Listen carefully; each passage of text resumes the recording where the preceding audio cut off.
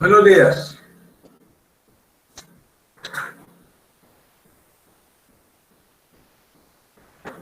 Buenos días, doctor. Bueno, estamos hablando de la warfarina. Ya vimos lo que era el tratamiento de la enfermedad trombembólica, ¿sí? Entonces, quedamos en esto, ¿cierto? Sí, doctor.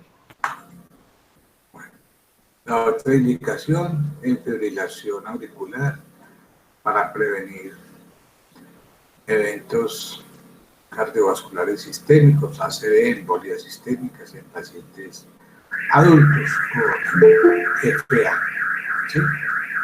Siguiendo las recomendaciones de las guías, pues consideramos que la FA es uno de los factores de riesgo más elevados para hacer un ACV. Este incrementa 5 veces más el riesgo cardioembólico, ¿sí?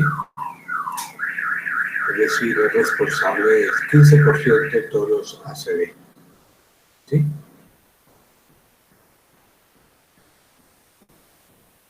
Los pacientes con FA forman coágulos en las aurículas, sobre todo en la auriculilla izquierda, ¿sí? En la aurícula izquierda. Estos coágulos pueden llegar, bien sea al cerebro o incluso a los miembros inferiores, causando, en el caso del cerebro, un ACV isquémico, ¿sí? Que es lo que llamamos un ACV cardioembólico, ¿sí? Cardioembolismo, que es una de las causas comunes, ¿sí? La mayoría de los ACV isquémicos ocurre en pacientes mal coagulados, ¿sí? Y aquí vemos estudios cómo muestran la asociación entre episodios de ACV y la intensidad de la coagulación, ¿sí? Las guías nos dicen que uno de los objetivos en el manejo es prevenir el tromboembolismo. Siempre que estamos con un riesgo de ACV, hay que administrar fármacos anticoagulantes con el objetivo de prevenir ese riesgo cardioembólico, ¿sí? En este caso, pues hay que decidir, de acuerdo al riesgo de ACV, si hay necesidad o no de anticoagular, ¿sí? Y para eso consideramos lo siguiente, ¿sí? Que la warfarina, ¿sí? Frente a placebo, reduce el riesgo de ACV hasta en un 67%, incluso reduce la mortalidad en un 26%. O sea que estos ictus pueden ser prevenidos con un anticoagulante apropiado, ¿sí? ¿Ok?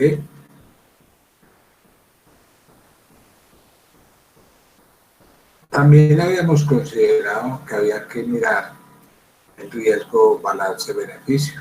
Pues sí, los anticoagulantes previenen el riesgo de ACV, pero aumentan el riesgo de sangrado intracraneal. Decíamos en clase pasada si le ponía o no la famosa warfarina. ¿Por qué? Porque pese a que tiene beneficios, aumenta el riesgo de sangrado hasta en un 65%. ¿Sí? Eso ya le habíamos comentado esta partecita. ¿Ok? Entonces, anticoagular indica que hay que sopesar riesgo, ¿sí? Sí, previene a 67% el riesgo de ACV, pero aumenta el 65% de hemorragias intracerebrales. Ya esto lo habíamos comentado y entonces nos preguntamos si la warfarina, previa a una cardioversión eléctrica o farmacológica, puede prevenir el ACV. ¿Cuál es lo ideal? Pues lo ideal es administrar un anticoagulante de rápido inicio de acción. La warfarina no tiene un efecto rápido. Por eso el papel que tiene la warfarina en cardioversión ¿sí? Eléctrica o farmacológica es muy limitada, casi que no tiene indicación para hacerla. O sea, cuando nosotros vamos a hacer una cardioversión, en el caso de una FA, pues recuerden que si esa paciente está hemodinámicamente inestable, pues hay que realizar la cardioversión eléctrica y evaluar el estado de anticoagulante antes y para decidir cuál anticoagulante, ¿sí? Y en el caso de que el paciente esté hemodinámicamente estable, hablamos de este anticoagulante y lo iniciamos cuanto antes. ¿Cuál anticoagulante puede ser? Hablamos de anticoagulante antivitamina K, vitamina o heparina, o un anticoagulante oral directo, o una heparina, ¿sí? Eso, de acuerdo a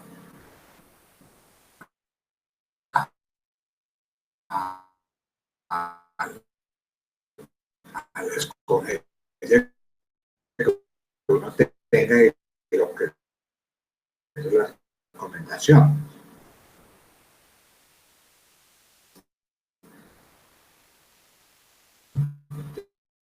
Entonces, si uno resume, tanto si el paciente está bajo presión molecular previa a la cardioversión eléctrica, o utilizaríamos un anticoagulante oral directo por el rápido inicio de anticoagulación.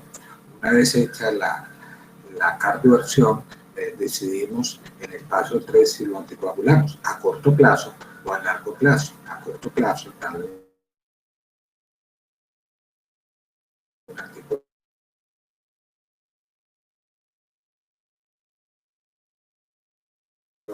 ¿sí? Cuando la cardioversión es programada, porque el paciente tiene una duración, en el caso de que el paciente tiene una estabilidad hemodinámica, y esta FA dura menos de 48 horas, pues uno puede intentar de nuevo cardioversión eléctrica precoz, intentar con fármacos antiarrítmicos, cardioversión farmacológica, y suministrar esa cardioversión. Bueno, y si dura más de 48 horas, también lo mismo. Anticoagular por 3 semanas, generalmente se requiere anticoagulantes orales o heparina de bajo presión molecular, ¿sí? De manera que en estos casos, en un momento, la guía se recomienda como una primera elección la warfarina. La warfarina aparece en las curvas en ese sentido.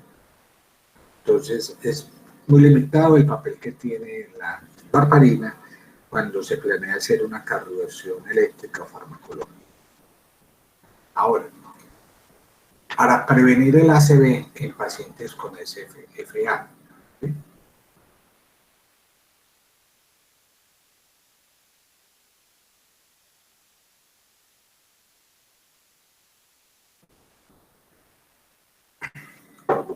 Tengamos siempre en cuenta que cada vez que está ya no están estables hemodinámicamente, es decir, el riesgo de ACV, el riesgo hemorrágico, y eso lo dicen las guías. Para eso usamos unas escalas, ¿sí? Escalas de riesgo de ACV, que es la escala de CHAS-PAS, y la escala de Hasper, que utilizaríamos para prevenir el riesgo hemorrágico. Entonces, en esa escala de CHAS-PAS, ¿sí? Esta escala es muy importante porque simplifica la decisión de indicar o no un anticoagulante en paciente con FA. ¿Sí? Vemos más adelante que la escala nos va a decir los puntos. De acuerdo al punto, uno decide si coloca o no un anticoagulante. Y esta escala de CHAS-PAS ya la conocen ustedes, ¿sí? Lo que se llama CHAS-PAS, CHAS de insuficiencia cardíaca congestiva, H de hipertensión, H edad mayor de 25 años, de diabetes. S2 se refiere a los pacientes con ACV, OIT o tromboembolia previa, la V de enfermedad vascular, la edad entre 65 y 74 años, y S de categoría de sexo. A cada uno le damos unos puntos distintos y de acuerdo a eso estamos evaluando el riesgo. Si el paciente tiene un riesgo bajo, es que tiene una puntuación de 0. Si tiene riesgo intermedio, es que tiene un puntico de todos estos valores. Y hablamos de riesgo alto que tienen cuando tienen 2 o más de estos puntos de escala de Chaspas. ¿Sí? También tengan en cuenta el riesgo de sangrado con ese score Hasplet. ¿Sí? Estas escalas de riesgo de sangrado, ¿sí?, identifican factores de riesgo para sangrado, pero no para contraindicar la anticoagulación. Hay que tenerlo en cuenta. ¿Sí? No lo va a contraindicar. Esta es la que ustedes conocen como la escala de Hasplet. Si el paciente tiene hipertensión, función renal alterada, función hepática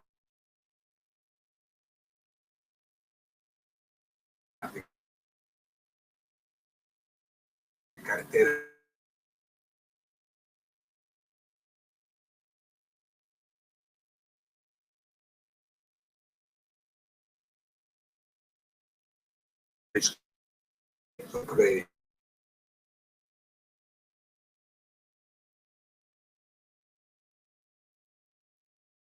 pero esto no significa que no se pueda administrar anticoagulante. ¿Sí? Lo que pasa es que se restrecha vigilancia. Entonces, a partir de esa escala 3, de ese score 3, empieza a aumentar el riesgo. ¿Sí? Riesgo de hemorragia mayor. No olviden eso. Entonces, resumiendo las guías actuales, la prevención de ACV, uno de los parámetros más importantes es prevenir el riesgo de ACV. Pues en eso está enfocado. Si miramos las guías anteriores, que son muy parecidas a las que tenemos ahora, nos decían las guías que si el paciente tiene una FA, una válvula cardíaca mecánica o una estenosis mitral moderada severa, el medicamento anticoagulante de elección era la warfarina, con una recomendación 1A, y todavía es vigente. Si este paciente no tiene una válvula mecánica cardíaca o estenosis mitral, entonces estimamos el riesgo de ACV según la escala de Chaspas. Y entonces esta escala de Chaspas, más adelante, para recordarles en enfermedad valvular con estenosis mitral o válvula mecánica cardíaca, mecánica protésica, la antivitamina K es el anticoagulante de elección. ¿Sí? O sea que los anticoagulantes orales directos no estarían indicados en esta situación, en válvula mecánica protésica o en pacientes con estenosis mitral moderada severa. No estarían indicados, estaría indicado es el anticoagulante. O sea que los antivitamina K, warfarina, es el único tratamiento probable y seguro en este tipo de pacientes con FA, con valvulopatía mitral reumática o con prótesis valvular mecánica. Esa es. Entonces, si yo evalúo el riesgo de ACV según la escala de Chaspas, entonces yo puedo encontrar una escala de Chaspas con punto igual a 0, o sea, con riesgo bajo, o el puntaje puede ser 1 o puede ser igual o mayor a 2. Si el puntaje es 0, no está indicado ningún tipo de fármaco, o sea, no están indicados ni siquiera los antiagregantes ni los anticoagulantes. ¿Sí? Si la escala es 1, ¿sí?, se puede considerar la anticoagulación oral, ya lo veremos ahorita.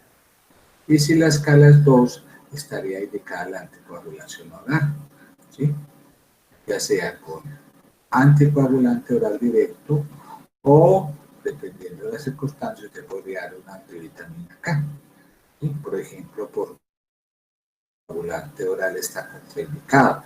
El ejemplo es el paciente que tiene una EPA y que tiene una depuración de creatinina por debajo de 15 mililitros por minuto. En este caso, la warfarina estaría indicada.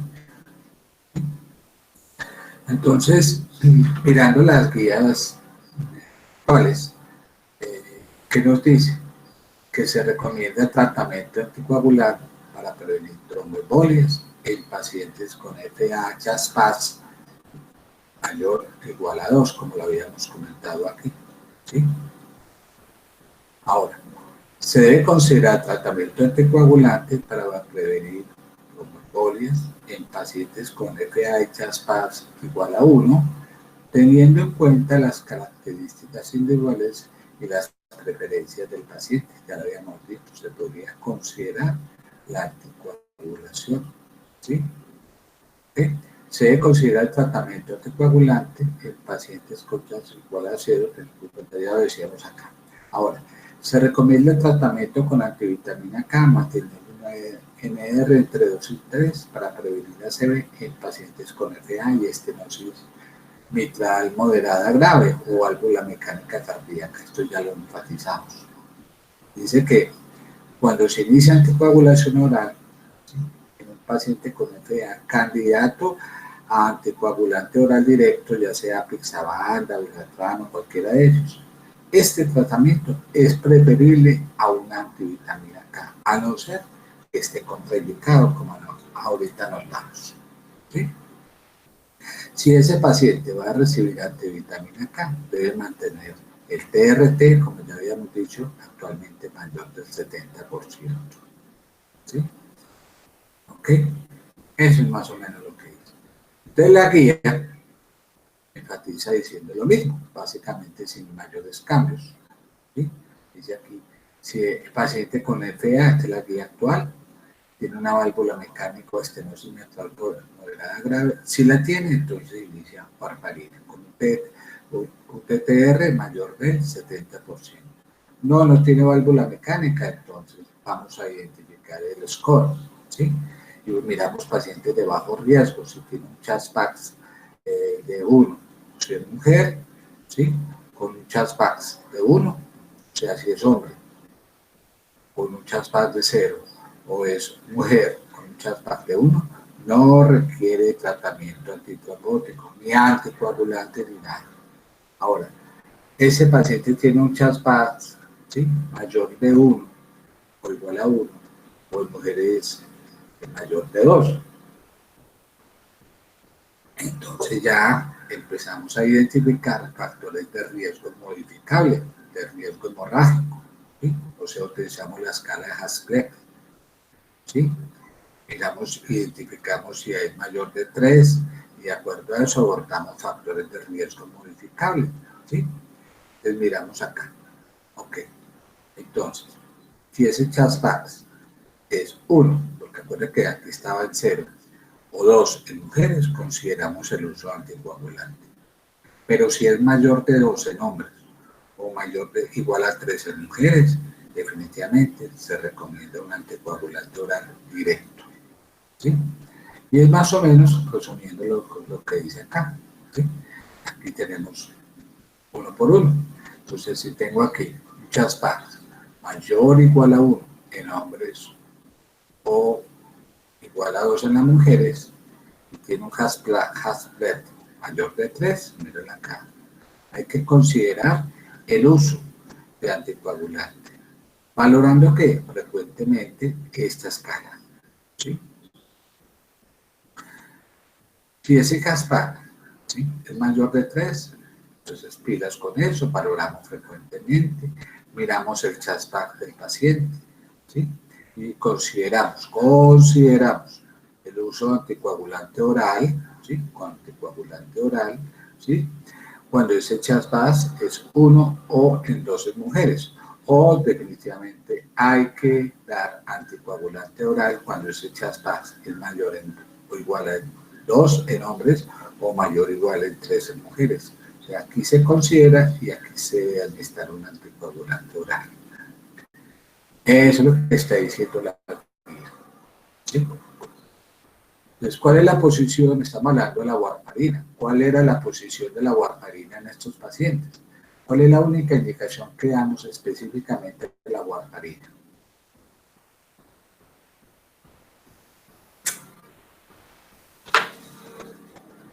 Cuando hay estenosis mitral moderada grave o cuando hay una válvula mecánica protésica. Pues esa es la principal indicación. ¿Cuándo más podría darle la warfarina a un paciente? Miremosla acá. Cuando más miraríamos el uso de warfarina. Ya decíamos ahora, cuando este anticoagulante estaría contraindicado. Deme un ejemplo. Cuando la creatinina sea menor a 15 mililitros por minuto. Listo. Entonces ahí la warfarina tiene su indicación. ¿Me entienden? Entonces, ese es el papel de la warfarina. ¿Sí? Entonces, como la warfarina fue el primero que salió como anticoagulante, ¿sí?, de esos antivitaminas K. Luego surgieron los anticoagulantes orales.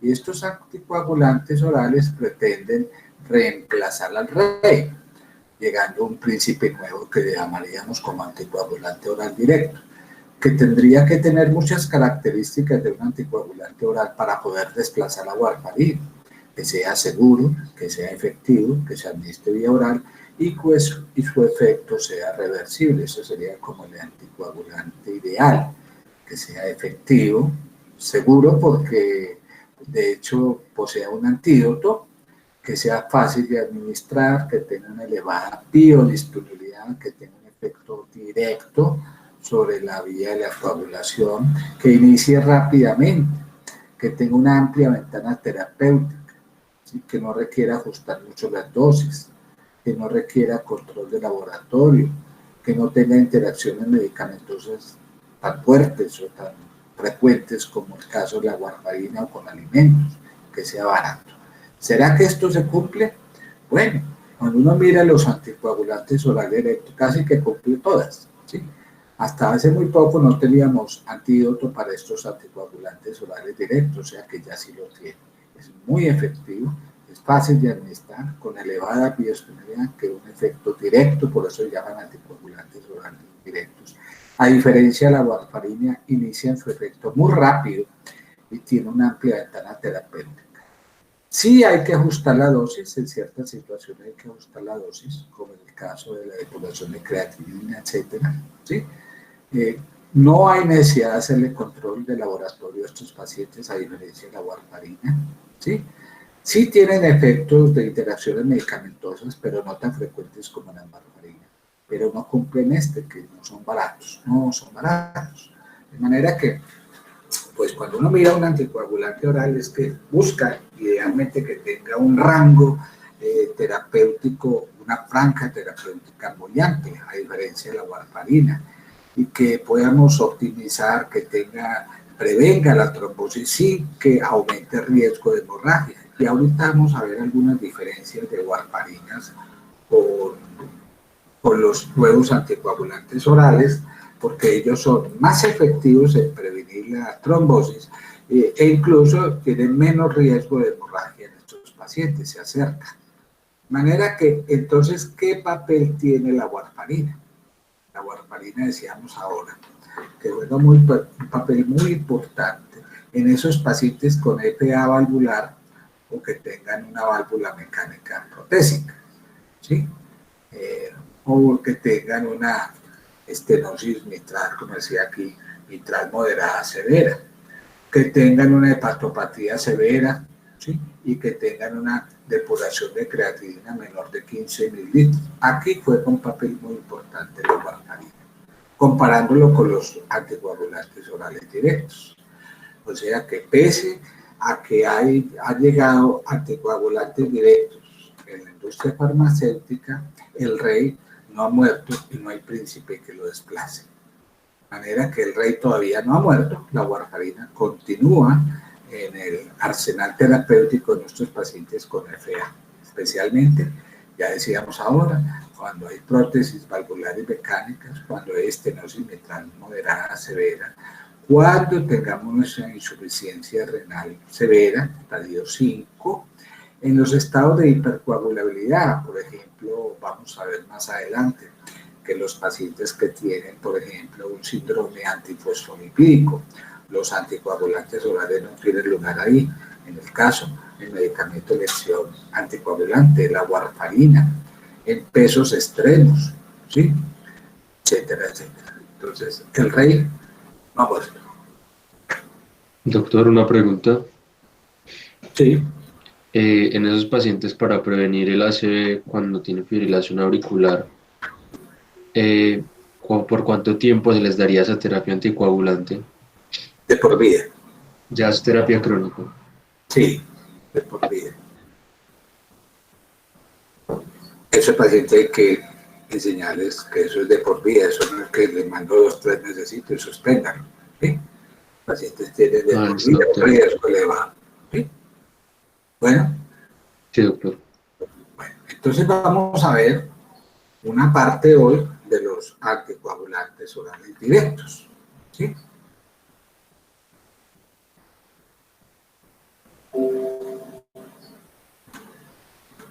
Recuerde que los anticoagulantes se dividen en estos 3 grandes grupos, de los cuales tenemos unos que son, en el caso de los anticoagulantes orales, inhibidores del factor 10A directos, lo llaman anticoagulantes, todos son directos, miren, directos. Unos inhibidores del factor 10A, como es el rivaroxaban, apixaban y edoxaban. Y los inhibidores de la trombina, que también son directos y selectivos, ¿sí? Daríamos el dabigatran, ¿sí? Entonces, vamos a irlos en 2 grandes grupos, ¿sí? Anticoagulantes orales directos, que son inhibidores de la trombina, específicamente el dabigatran, y los anticoagulantes orales directos, que son inhibidores del factor 10A, como estos 3 que acabo de nombrar, rivaroxaban, apixaban y edoxaban. ¿Sí? Miramos la cascada de coagulación, la famosa cascada de coagulación. Entonces, estos 3 que están acá son inhibidores directos del factor 10A. Y este que está aquí, que es el dabigatran, es un inhibidor directo y selectivo de la trombina. ¿Sí? Así lo dividimos. Miramos la cascadita de la coagulación. Recuerde que la warfarina actúa principalmente inhibiendo los factores 7, 9, 10 y 2. ¿Sí? Esa es la warfarina. Y estos que actúan en la vía común, que son rivaroxaban, apixaban, edoxaban, inhibidores directos del factor 10A, y el dabigatran, que son inhibidores directos de la trombina. Hablamos del anticoagulante ideal, ¿sí? Que se administre por vía oral, ¿sí? O sea, que su uso sea adecuado en paciente hospitalizado y no hospitalizado, que su efecto sea predecible, es decir, que tenga eficacia y seguridad en la coagulación desde la primera dosis hasta que se suspende, que tenga un amplio margen para ventana terapéutico, margen de seguridad muy amplio, eso cumple nuestro nuevo. Que la dosis sea más fija, es decir, para todos los pacientes sin necesidad de ajustar dosis, pues no lo cumple, realmente no lo cumple porque muchas veces hay que ajustar dosis. Que no se requiera monitoreo, esto es muy importante y eso es lo que hace un anticoagulante oral, ¿sí? No requiere laboratorio, no requiere visita médica, no hay que desplazar el paciente a su familia para hacer un monitoreo como hay que hacerlo con la warfarina, ¿sí? Y que tenga un bajo riesgo de interacción con medicamentos o alimentos. Esto lo cumpliría un anticoagulante oral, ¿sí? Vean que si miramos la warfarina con los nuevos anticoagulantes orales directos, vemos diferencias. Los anticoagulantes orales tienen un inicio de acción más rápido, se puede dar una dosis fija por vía oral, mucho mayor que la warfarina, ¿sí? Tiene un efecto anticoagulante efectivo y predecible, cesa su acción tras su discontinuación rápidamente, cosa que no ocurre con la warfarina, ¿sí? Tiene menos riesgo de sangrado que la warfarina, ¿sí? Y como la warfarina posee antídoto, ¿sí? ¿Qué nos aporta entonces estos medicamentos? Eficacia y seguridad, ¿sí? Un efecto predecible, mantenido durante el tiempo, es decir, una ventana terapéutica amplia, con un inicio de acción anticoagulante inmediato, con menos interacción con fármacos y alimentos, que no requiere, no regula genéticamente su efecto, como ocurre con la warfarina, no necesidad de control biológico. Entonces, todo lo que nos va aportando los anticoagulantes directos comparado con la warfarina.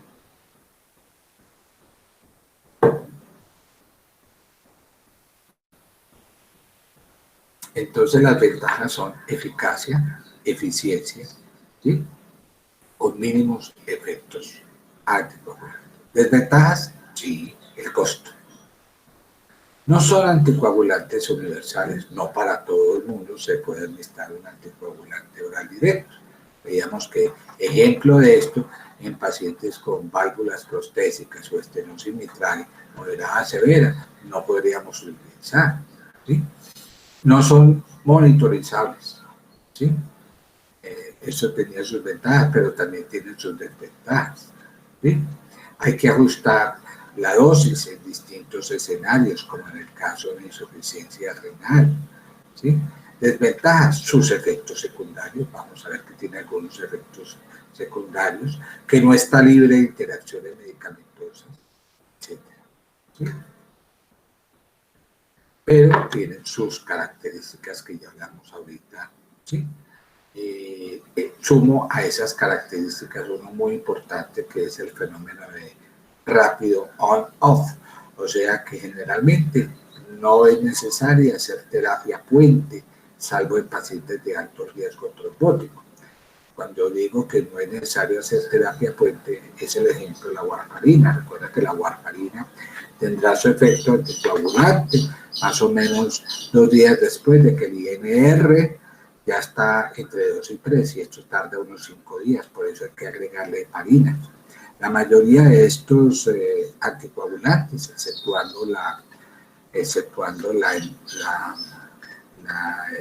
dabigatran, no es necesario agregarle un anticoagulante. Se puede empezar el anticoagulante de entrada sin necesidad de ajustar, de hacerle terapia puente con una heparina, ¿sí? Entonces es una ventaja muy grande, ¿sí? Entonces empezamos con el primero que apareció en el 2008, después de 50 años de haberse introducido la warfarina. El dabigatran aparece por primera vez como los nuevos anticoagulantes orales, fue el primero que aparece y comercializado a partir de ese año, ¿sí? Es un inhibidor directo de la trombina, que es selectivo, es reversible, ¿sí? ¿Ok? O sea, bloquea tanto la trombina que se une al coágulo como la trombina que está libre. Y esto lo hace logrando una inhibición de la trombina más efectiva que lo hacen las heparinas, ¿sí? ¿Por qué? Porque las heparinas bloquean principalmente la trombina libre, ¿sí? Listo. Entonces, es altamente selectivo por la trombina. Quiere decir que interfiere con la trombina y todos sus efectos en la cascada de coagulación, o sea, la conversión de fibrinógeno a fibrina, la activación de plaquetas, la activación de los factores 5 y 8, 11 y 13, que son los efectos que ya conocíamos cuando hablamos de la warfarina, ¿sí? Pues aquí se une el dabigatran, bloqueando las acciones, uniéndose en forma directa y selectiva a la trombina, y entre otras bloqueando la formación de fibrinógeno en fibrina, ¿sí? Y entonces, ¿por qué la trombina como blanco en este caso es un anticoagulante? ¿No? Que esta trombina, que recuerde, es la que forma mayor cantidad de fibrina y que activa plaquetas. Por tanto, el efecto anticoagulante es muy efectivo con estos medicamentos. Esto es la fisiología que habían visto por allá ustedes. Si yo bloqueo la trombina, entonces voy a bloquear la conversión de fibrinógeno a fibrina. Voy a bloquear la activación de plaquetas. Voy a inactivar cofactores de la coagulación, como es el factor 8 y 5, y voy a inactivar los factores activados, como es el factor de la coagulación 11 y 13.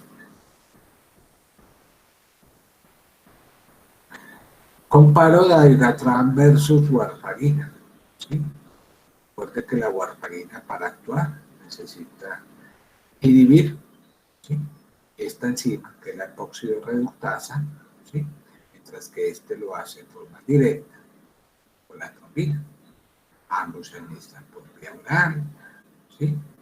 Este inicia su acción más rápido que la warfarina. Mire que la warfarina inicia su acción entre 72 y 96 horas. Quiere decir que puede tardar de 3 a 5 días. Este no. Este inicia su acción entre 0,5 y 2 horas. A los 30 minutos ya tiene un efecto anticoagulante. Tiene una vida media más corta, lo que exige la administración cada 12 horas. Este tiene una vida media promedio de 40 horas, lo que se administra cada 24 horas. Su efecto tarda solamente un día. Este puede tardar su efecto anticoagulante de 2 a 4 días. ¿Sí? Tiene una gran diferencia, y es que se elimina principalmente por vía renal. Y ahí entonces que hay que tener mucha precaución cuando el paciente tiene una depuración de creatinina, sobre todo cuando está entre 30 y 50, y cuando por debajo de 30 empezamos a ajustar dosis, y cuando está por debajo de 15 estaría contraindicada. La warfarina no. La warfarina apenas excreta el 3% de forma intacta, y ahí que la warfarina tiene la ventaja sobre estos nuevos anticoagulantes orales de suministrarla en pacientes con estadios renales, con enfermedad renal crónica avanzada, con depuración de creatinina menor de 15. Su efecto es más predecible, no requiere monitorización, usualmente no suele requerir ajustar dosis, exceptuando, por ejemplo, el peso o la edad o la depuración de creatinina. Son 3 factores que influyen en el ajuste de dosis del dabigatran. ¿Sí? Ya vemos grandes diferencias. Estos medicamentos, y en el caso específico del dabigatran, sí podrían alterar pruebas de coagulación. Incluso podría alterar el TPT, el INR de una manera mínima, podría alterar el tiempo de trombina, podría alterar el tiempo de coagulación de tacrina, etcétera.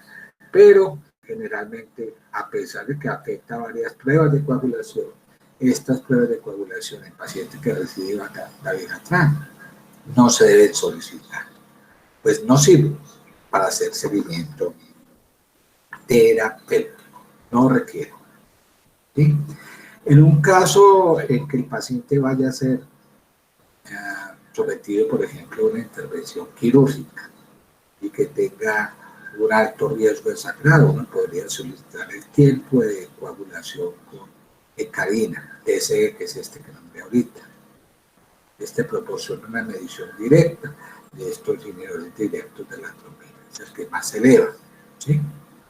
Pero eso pues rara vez. Desde el punto de vista farmacocinético, ¿sí? Este es un medicamento que se considera un profármaco y se activa por hidrólisis de estearasas y se convierte en un medicamento activo, que es el dabigatran etoxilato, ¿sí? Con una biodisponibilidad muy baja, mire, 6%, ¿sí?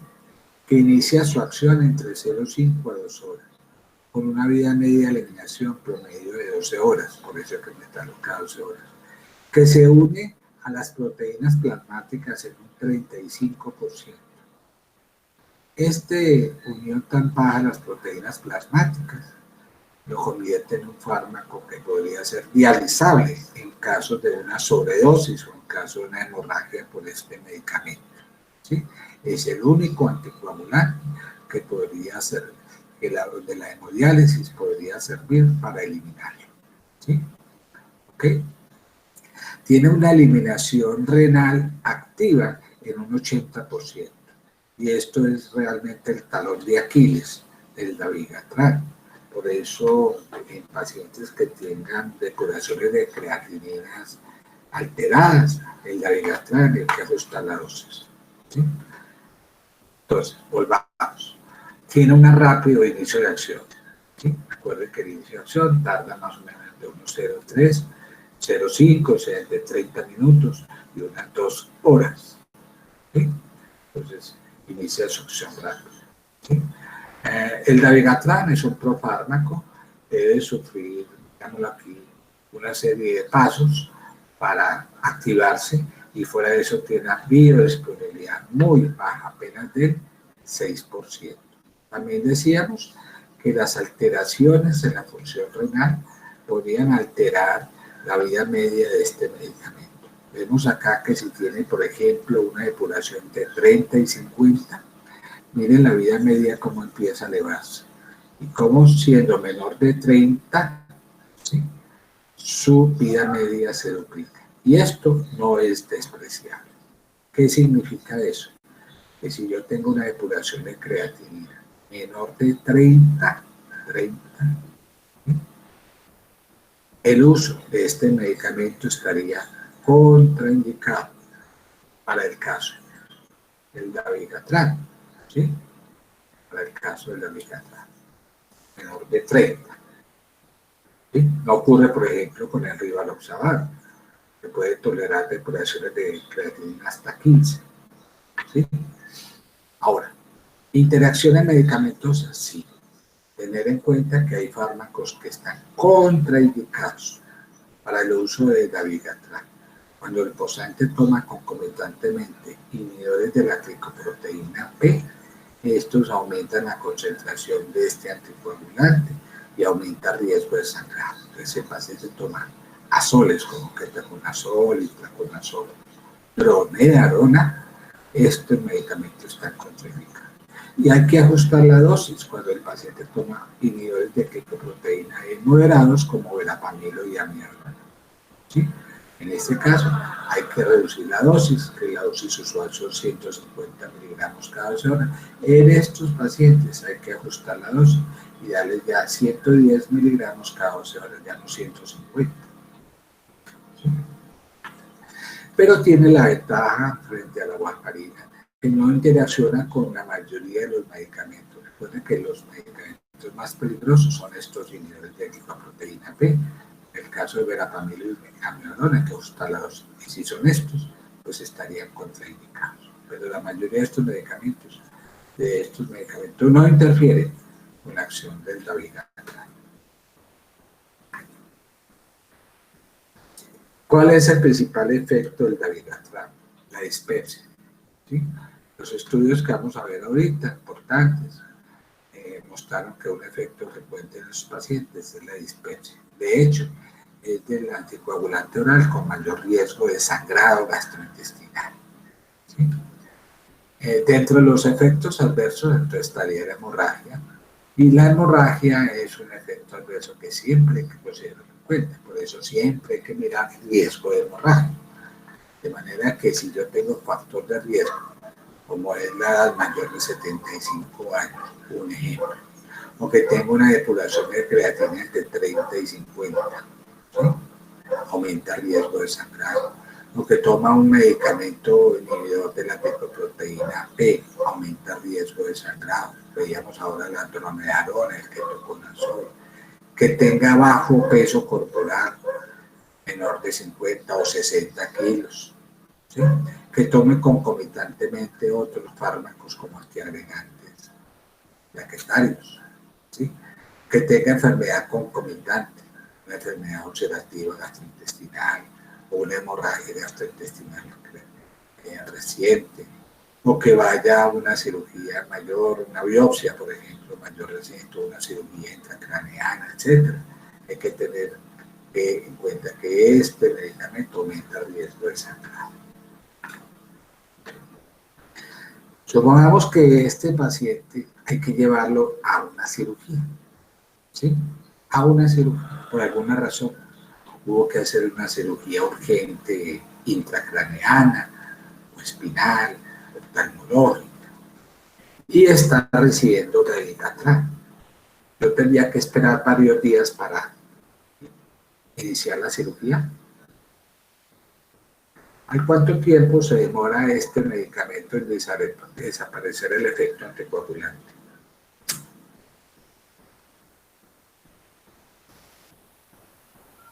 ¿Un día? Sí, pero si hay que hacerlo el mismo día porque es una urgencia, entonces estos anticoagulantes tienen sus reversores, ¿sí?, y específicamente el dabigatran, que apareció como primer antídoto, ya aparecieron otros. Entonces, el agente reversor específico del dabigatran se conoce como como el idarucizumab.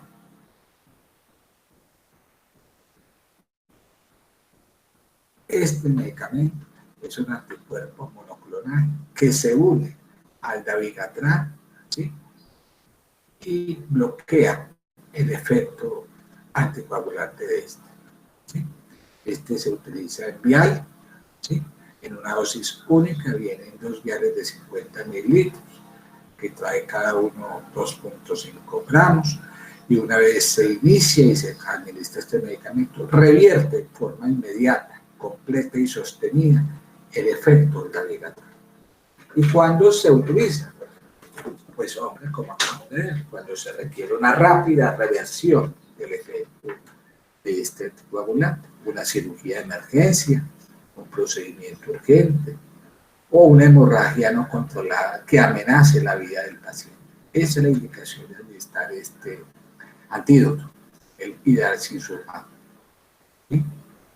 Supongamos que no tenemos este antídoto y tenemos una hemorragia, ¿sí? Entonces, una hemorragia que amenace la vida, a él se le pueden dar opciones. Lo veíamos cuando hablamos de la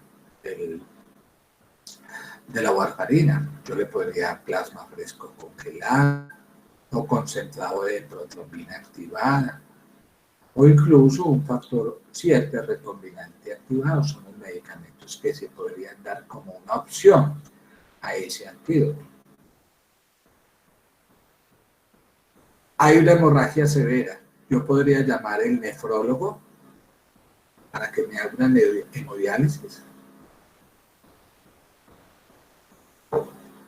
Sí, doctor. Claro, acabamos de verlo ahorita, ¿sí? La hemodiálisis es una opción, ¿sí? ¿Por qué? Porque el dabigatran es el único anticoagulante directo que es dializable. ¿Debido a qué? Decíamos que debido sobre todo a la baja unión a la proteína plasmática. Esto le permite eliminar el fármaco por vía renal, ¿sí? De manera que durante este procedimiento uno podría eliminar hasta el 50% del dabigatran circulante en 4 horas.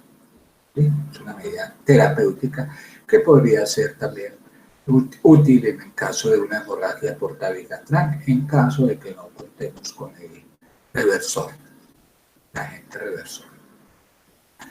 Advertencias y contraindicaciones de estos medicamentos. Es la primera pregunta. ¿Se podría emplear en pacientes con insuficiencia renal? La respuesta es sí, pero depende de qué. Depende de la depuración de creatinina. Recuerde que el 80% se elimina por vía renal. De manera que si yo tengo una insuficiencia renal moderada, es decir, una depuración de creatinina entre 30 y 50 por mililitros, debo reducir la dosis a 110 miligramos cada 12 horas. 2. Si tengo una insuficiencia renal grave, una depuración de creatinina menor de 30 mililitros minuto, aquí en este caso el dabigatran estaría contraindicado. ¿Sí? Muy bien. Ahora, ¿en qué otros casos se debe ajustar la dosis? Ahora decíamos, pacientes de edad, para unos mayor de 75, para otros mayor de 80 años. Pongamos aquí pues que sea 75, 80 años. ¿Cierto? Con un peso menor de 50 kilos, para otras guías dicen, o otras circunstancias, sino que pese menos de 60. ¿Sí? Tenerlo en cuenta. O si toma medicamento inhibidor de la glicoproteína, por ejemplo, de la familia amidarona. Recuerde que si toma dronedarona estaría contraindicado. Pero si toma estos medicamentos, pues habría que bajar la dosis. De las dos circunstancias más importantes para reducir dosis, sería que tenga una depuración menor, depuración de creatinina 30 y 50, que tenga edad mayor de 75, 80 años y que pese menos de 50, 60 kilos. ¿Está contraindicado el dabigatran? Claro. La primera contraindicación, embarazo y lactancia. ¿Sí? La segunda, ¿No aparece aquí? Bueno, yo sí la pongo de una. Si el paciente tiene una válvula mecánica protésica o tiene una estenosis mitral moderada severa y tiene una FA, está contraindicado darle estos medicamentos. Para eso está indicado ¿cuál? Warfarina. Warfarina. Claro, ahí. Dos, una contraindicación muy clara. Deterioro renal severo, depuración de creatina menor de 30 mililitros minuto. Y las otras son los que ya habíamos nombrado, con riesgo de sangrado o con una hemorragia activa. Era aquí una hemorragia activa, neoplasias malignas con alto riesgo de sangrado, trauma cerebral o espinal reciente, sospecha de varices esofágica, aneurismas, insuficiencia hepática severa, qué sé yo. ¿Sí? Pero ahí vienen las más importantes. ¿Cómo viene el Dabigatran? ¿Se acuerdan que yo les decía? Hay que ajustar dosis, ¿sí? Entonces, las que más usamos son las capsulitas de 110 y 150. ¿110 para qué tipo de paciente? Para los pacientes que tienen una depuración de 30 a 50 mililitros o menos. Dos, otra indicación. Para el paciente que tome inhibidores de la glicople de moderada intensidad, pues que de moderada inhibición, como el verapamil. Tres, que pesen menos de 50 kilos. de 60 kilitos. Y que tengan la edad mayor de, 80 años. bueno, 80 años, 75, 80. Bueno, eso es básicamente el Dabigatran. ¿Y por qué lo puse aparte? Porque tiene algunas diferencias con estos inhibidores directos del factor 10. No quiere decir que es un tema aparte, no, es el mismo. Solo que dividimos los anticoagulantes orales en dos grupos. Entonces, los siguientes que voy a nombrar son los inhibidores directos del factor 10. Hasta ahí soy claro, ¿cierto? Entonces, ¿cuáles son? Tres: rivaroxaban, apixaban y edoxaban. Los que hay aquí, pues, están todavía en usos, en estudio. Los tres que más usamos y que están disponibles en Colombia. Estos tres. ¿Qué hacen? Entonces, actúa como lo misma Dabigatran en forma directa, selectiva y rápida, inhibiendo ¿qué? El factor 10 de la coagulación. Activo. ¿Sí? A inhibir, además de inhibir el factor activo, y es activo, producen inhibición in vitro de este factor, que está unido al complejo de protrombinasa. Pero digámoslo de una manera directa. ¿Sí? Entonces, ¿a quién se une? Al factor ¿qué? 10. Esta enzima, esta proteasa. Ese es el efecto más importante. Uniéndose a esto. Y uniéndose a esto, van a inhibir las acciones que tiene este para formar el complejo de protrombinasa y convertir la protrombina en trombina vía la coagulación. Entonces, claro, se unen a este y este va a inhibir toda la cascada de la coagulación, o sea, por ejemplo, la formación de protrombina en trombina y de fibrinógeno a fibrina. Esto es lo que hace. ¿Alteran las pruebas de coagulación? Sí, exceptuando el TSE que nos damos ahorita. Básicamente alteran las pruebas, pero necesitamos solicitarlas cuando nosotros estamos administrando estos medicamentos. No, doctor. No hay necesidad, ¿cierto? No hay necesidad, no necesitamos hacerle eso. Desde el punto de vista farmacocinético, veamos algunas características y, digámoslo, diferenciémoslo del Dabigatran en cualquier orden. Por ejemplo, una diferencia muy grande. Miren, aquí está la unión a las proteínas plasmáticas. Recuerdan que el Dabigatran tenía apenas un 35% de la unión a las proteínas plasmáticas.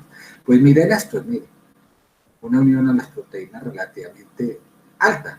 Más el Dabigatran, el rivaroxaban que el apixaban y más todavía que el edoxaban. Pero entonces, en general, estos por tener una unión a las proteínas plasmáticas elevadas, no son ¿qué? Dializables, doctor. Correcto. ¿Se acuerdan la unión de las proteínas de la eliminación renal del medicamento activo del Dabigatran? ¿Qué porcentaje? 80. Eso. Y miren este, vea, se eliminan mucho menos. 33, 25, 35 mil. Entre un 25 y un 35%. ¿Esto qué me está diciendo? Lo que voy a ver ahora. Que ya no estarían contraindicados en esos pacientes que tienen depuración de creatina menor de 30, como en el caso del dabigatran, sino menos, ¿sí? Menos de 15. Lo vuelve un poquito más seguro en ese sentido, ¿sí? No son dializables, mire, no son dializables. La otra sí, ¿sí? ¿Son prodrogas? Mire, no. ¿El dabigatran era una prodroga? Sí. Eso, estos no. ¿Sí? ¿Se acuerdan la biodisponibilidad del dabigatran? ¿Apenas de cuánto?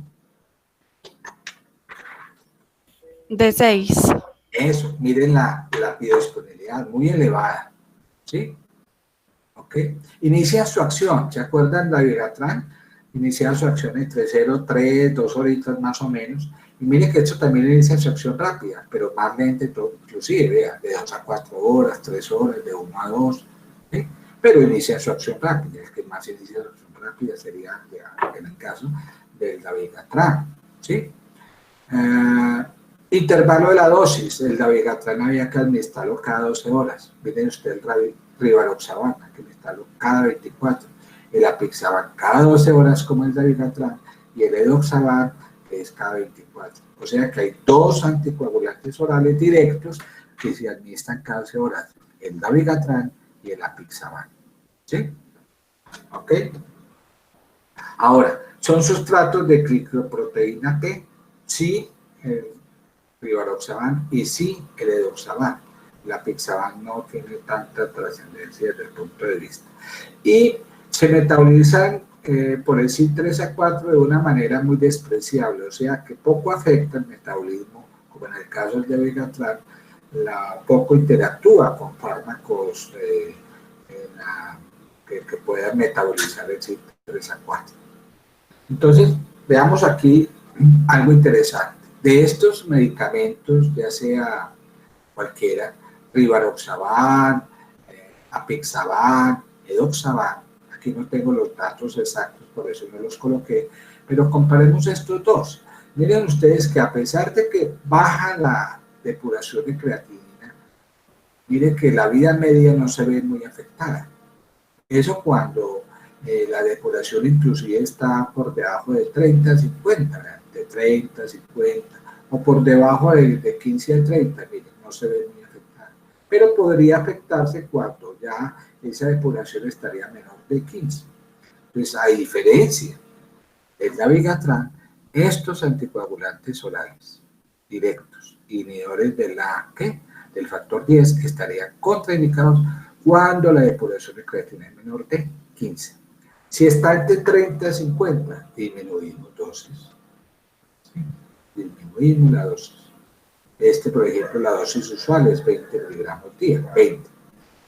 Sería la dosis de 5 miligramos, lo bajamos a la mitad, 2,5 miligramos, 2 veces al día. Y la dosis del edoxaban promedio es de 60 miligramos día, que lo bajamos la dosis a la mitad, 30 miligramos día.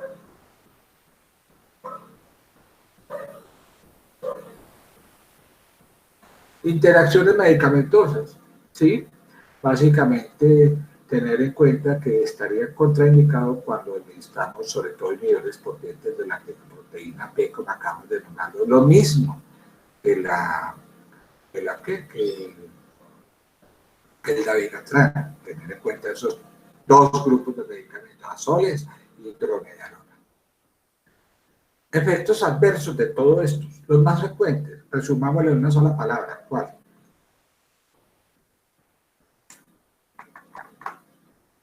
Hemorragia. Hemorragias que pueden ser graves, amenazantes de la vida. Generalmente los más frecuentes, afortunadamente, no son amenazantes de la vida. Ustedes miren aquí, hemorragia gingival, hemorragia gastrointestinal, que sí podría producir, pero no es tan amenazante en la mayoría de los casos, epistaxis, equimosis, etc. Poco frecuentes estarían los efectos adversos de estos medicamentos con hemorragias más graves, como vemos aquí, como la hemorragia intracerebral, ¿sí? Etcétera. ¿Ok? Bueno, en caso de hemorragia, ¿existen reversores de estos anticoagulantes? La respuesta es actualmente sí. Sí. ¿Sí? El otro era el idarucizumab. Este es el Andexanet alfa, que es un derivado recombinante modificado del factor 10, ¿sí? Que se une a estos inhibidores directos del factor 10. O sea, ellos revierten la acción de estos anticoagulantes, rivaroxaban, apixaban, edoxaban, si tienen su antídoto actual. Supongamos que no lo hay, entonces hacemos lo mismo. Podemos dar plasma fresco congelado, concentrado del complejo de globulina, factor 7 recombinante, etc. ¿Le podríamos hacer hemodiálisis a estos pacientes? Ahí vemos que la respuesta es no. ¿Por qué? Tienen una nivel muy alta las proteínas. Claro, pues por la razón, no son hemodializables. Precauciones y contraindicaciones. Les tengan en cuenta lo mismo. Embarazo y lactancia. Tengan en cuenta la enfermedad renal, si tiene depuración menor de 15 mililitros minuto. ¿Sí? ¿Ok? Tengan en cuenta. Que lo mismo, si tiene una válvula mecánica protésica, o tiene dosis mitral, o tiene un riesgo de sangrar muy alto. Claro. ¿Sí? Etcétera. Tengan en cuenta eso. Entonces aquí resumimos cómo, de acuerdo al tipo de fármaco que estamos viendo, cuáles son los fármacos que están contraindicados. Dabigatran, contraindicado cuando el paciente tiene una insuficiencia renal, una depuración de creatina por debajo de ¿cuánto? 30. De 30. 20. En cambio, los demás están contraindicados cuando la depuración de creatina es menor de ¿qué? 15. Entonces, si están entre 30 y 50, hay que bajar la dosis. Por ejemplo, decíamos ahora, ¿sí? El dabigatran, usualmente la dosis son 150 miligramos 2 veces al día. Había que bajar la dosis a ¿cuánto? 110. El rivaroxaban, la dosis era 20, baje la dosis a 15. El otro en la dosis era 60, baje la dosis a 30. ¿Sí? Etcétera. ¿Cómo viene? Entonces, rivaroxaban viene comprimidos de 2,5, de 5, perdón, de 10, de 15 y de 20 miligramos. 2,5, 10, 15 y 20. Después vamos a ver por qué 2,5, ¿sí? Después cuando usamos 10, o 15 o 20. Eso no es caprichoso. Eso es para cada indicación específica, ¿sí? El apixaban, que es este, tiene tabletas de 5 y 2,5 miligramos. Y el último, que es el edoxaban, que es el Lixiana, tiene tabletas de 15, 30 y 60. Las que más usamos son de 30 y 60.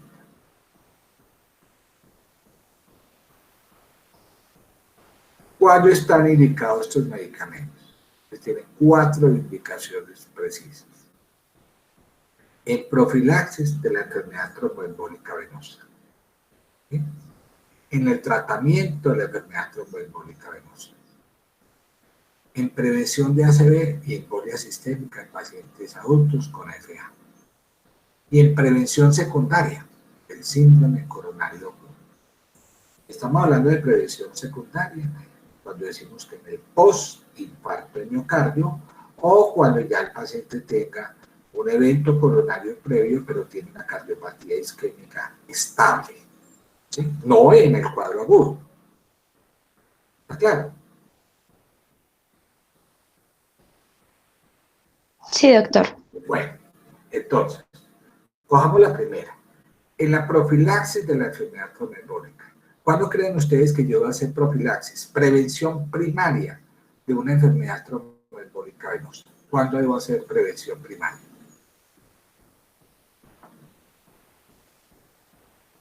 Cuando el paciente tenga riesgo de hacer una enfermedad tromboembólica venosa. ¿Qué es la enfermedad tromboembólica venosa? Acuérdense definido como trombosis venosa profunda o tromboembolismo pulmonar.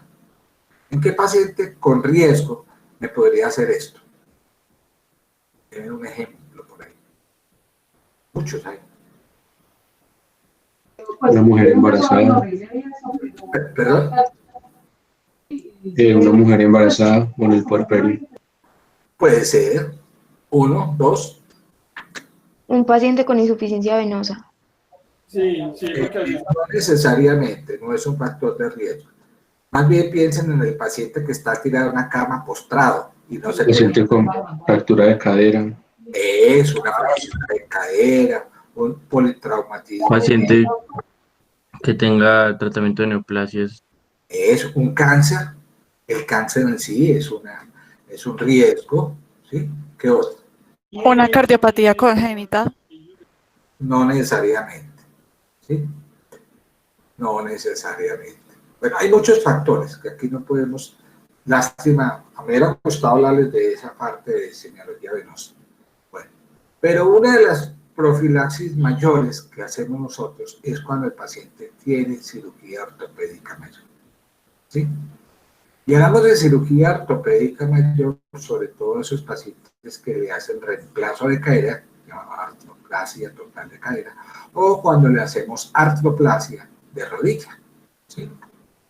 En una metaanálisis que hubo por allá de más de 40.000 pacientes que tenían una estancia hospitalaria mayor de 10 días para el caso de la cadera y para mayor de 21 días, se encontró que estos pacientes tenían enfermedad tromboembólica venosa hasta en un, mírenlo acá, en riesgo de cadera hasta en un 76%, y cuando le hacían artroplasia de rodilla, a los 21 días, mírenlo acá, tenían riesgo de hacer enfermedad tromboembólica en un 47%. En otras palabras, ¿cómo podrían resumirlo ustedes? Con la forma en que están interpretando esto. que a esos pacientes hay que darle terapia anticoagulante. Claro, pero ¿cuál es la lección?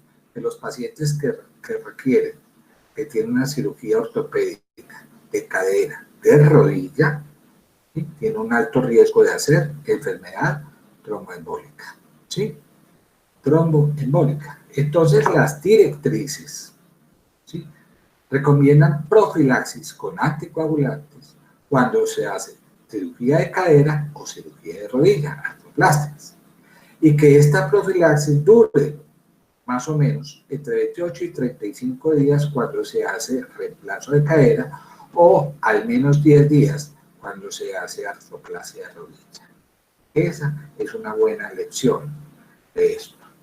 Entonces, precisamente los anticoagulantes orales, en este caso traigo 3 de los 4 que se utilizan en estos pacientes. Entonces, cualquiera de ellos se utiliza. El día de la intervención, unas horas antes de la intervención, 1 a 4 o 6 horas, dependiendo del tipo de anticoagulante, usamos dabigatran o rivaroxaban o apixaban. Miren ustedes, dabigatran empezamos con dosis bajitas, 110, el rivaroxaban de 10 y el apixaban de 2,5, unas horas antes. Y luego, después de la cirugía, continuamos el anticoagulante dependiendo del tipo de cirugía. Si es una cirugía de rodilla, miren ustedes que va entre 10 a 14 días, y si es una artroplasia de cadera, promedio son 35 días. Ahí está la lección. Cuando pasen a cirugía ortopédica se van a dar cuenta que usamos frecuentemente este tipo de anticoagulantes. La dosis, pues ya lo verán ustedes cómo lo utilizan, pero tengan en cuenta el tiempo, que es lo que me interesa, ¿sí? Antes de la cirugía, unas horas antes. Y si es cirugía de rodilla, durante 10 a 14 días. Y si es artroplasia de rodilla, 35 días. Pongamos aquí un promedio 14 días y 35. ¿Y por qué? Porque hay estudios que nos han demostrado. Aquí no me voy a poner, corté un montón de estudios para complicar.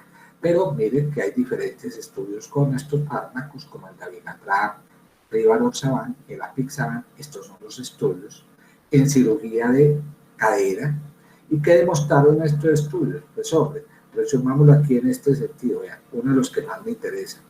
que reducen el riesgo de tromboembolismo pulmonar total en más o menos entre un 70 y un 80%.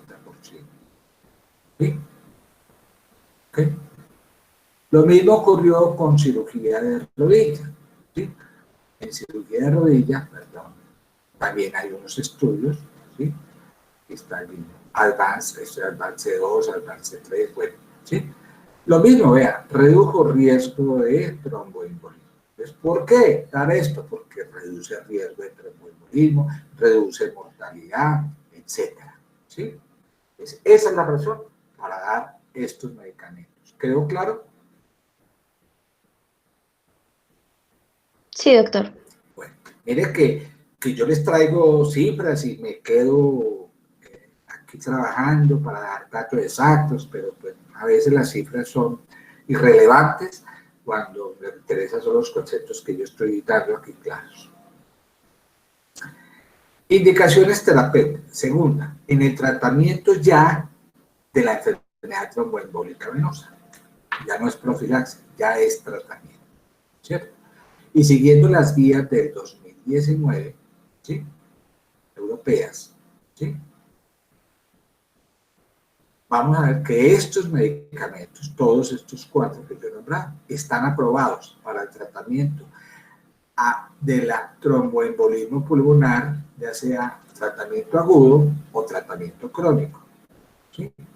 Vamos a ver cuáles se utilizan en tratamiento agudo y cuáles usamos en tratamiento crónico, o sea, el paciente con cáncer, ¿sí? Por ejemplo, en el paciente con tromboembolismo pulmonar agudo, no olviden que uno debe estratificar el riesgo, que ya lo habíamos comentado la vez pasada, según las escalas, y entonces preguntamos, ¿hay inestabilidad hemodinámica? Sí, entonces si el riesgo es alto, usamos heparina no fraccionada, hacemos, digamos, repercusión con trombolíticos, embolectomía quirúrgica si está contraindicado o no se puede usar la trombolisis, fármacos inotrópicos vasopresores en estos pacientes.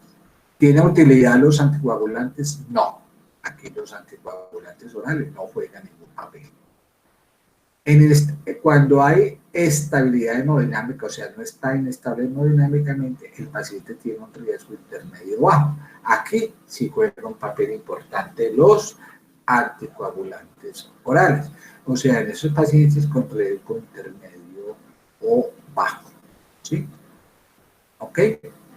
Entonces, si tengo un riesgo intermedio o bajo, ¿sí? ¿Riesgo de qué? ¿De qué? ¿De qué? Está hablando cuando hablo de riesgo intermedio bajo, ¿riesgo de qué? No de sufrir un Muerte. tromboembólico, porque ya lo sufrió. ¿De qué? De muerte. De muerte, ¿cierto? Si el riesgo intermedio o bajo de mortalidad, ¿sí? Entonces, ¿qué hago? Pues aquí ya debo iniciar tratamiento anticoagulante de manera inmediata. ¿Y cuál anticoagulante? Heparinas, como heparina de bajo peso molecular o fondaparinux. Mírenla acá, ¿sí? Para la mayoría de pacientes. Ahora, no, le quiero iniciar no le quiero iniciar de entrada un anticoagulante oral. Cualquiera de estos 4 están indicados, incluso por encima de la warfarina, en lugar de una antivitamina K. Y tiene una recomendación 1A. ¿Sí? Ahora, tengan en cuenta que estos anticoagulantes orales no están recomendados en pacientes con insuficiencia renal grave, o durante el embarazo, lactancia, o pacientes con hicieron una embolia pulmonar y que tienen un síndrome de anticuerpos antifosfolipídicos. En este caso no. ¿Cuál estaría indicado si tuviera una insuficiencia renal grave?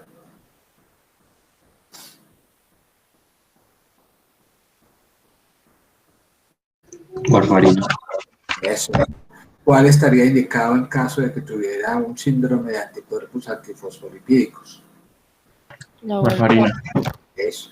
¿Cuál estaría indicado durante el embarazo y lactancia? Pues esto es una pregunta que les dejo, pero una vez le digo, la heparina de bajo peso molecular, ¿sí? Después la veremos. Entonces, cualquiera de estos anticoagulantes vamos a usar, ¿sí? Teniendo en cuenta que algunas recomendaciones dan, pero voy a estar hablando del dabigatran, a la dosis usual que es 150, ¿sí? Generalmente cuando usamos dabigatran, siempre tenemos que hacer puente con heparinas durante 5 días. Inicio la dabigatran, puede tortarse un poquito, usted siempre hay que iniciarlo. Los otros no requieren puente con heparinas. Esta es la dosis, 15, 10, teniendo en cuenta algunas recomendaciones. De manera que rivaroxaban, apixaban y edoxaban se puede iniciar el primer día, vean, pan de entrada el primer día. ¿Sí? El dabigatran hay que realizar un puentico por 5 o 7 días con una heparina, por ejemplo, heparina bajo peso molecular. Eso es lo que entonces, tengo un paciente con enfermedad tromboembólica venosa aguda, con riesgo intermedio bajo. De entrada le pongo rivaroxaban, apixaban, edoxaban. De entrada la puedo poner.